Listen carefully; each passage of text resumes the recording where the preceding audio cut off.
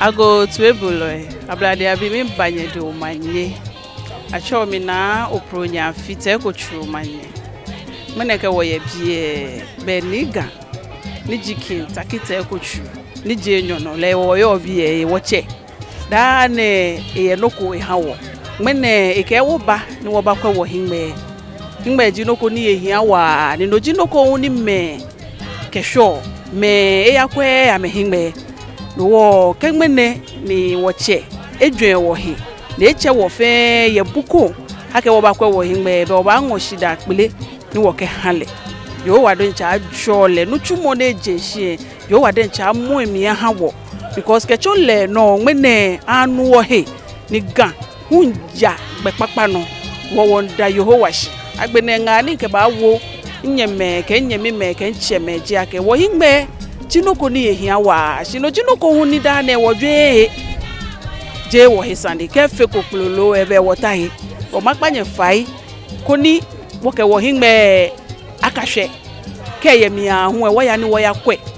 akashi o mini ji problem ni yo he ke no fe no hu ye fine wo ka nye gbe he ni wo na ho glasses na ba ke hingbe glasses ne mo no ni ba hia me ne bo solo mo fe mo ke hingbe o makpanye fai nye kenye hingbe akahwe kra twa no manye jino abra wo fe niga kinkakite ko chulu abiasuma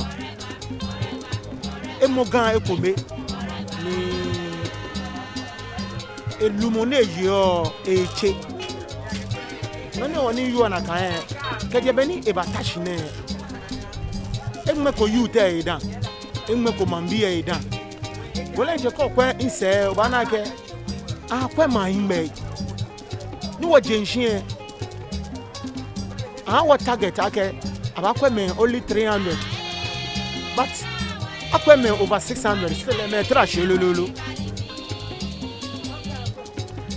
niga ke enye tashi ni mambi e ina afite no ekwa fon no ake ekere echi ebenke lions bi e ni amecha ya na ke ko mambi no se kaji akwabo tan kes ngbe glass osa ahabo na peso apoyo de kaji chofa hu ni saka abo e lehu ahabo na peso apoyo de niga kedebeni awole your traditional council fe woman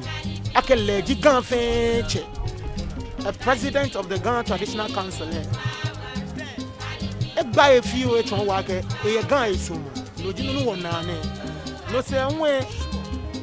eke wonche ewie ni bibi no ya ke shole moni eta na ke gan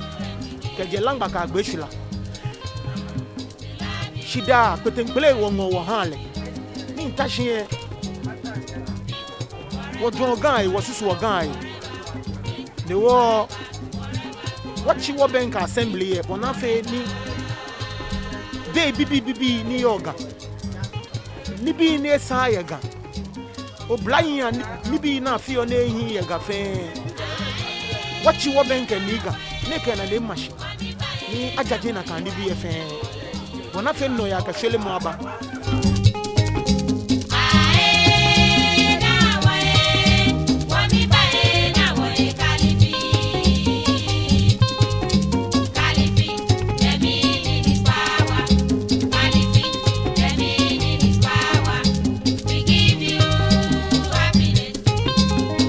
ofane wa kwemi esha doctor mana ona ba kwemi amanche ibo modern ibo sino komeni yona makele ni wa jole ni wale sekele ne e han le wale ne ka fe more than that ibo modern wa ni na kan ame kuma ingbe grass ame kuma to fanjin e han ni bi ya no fine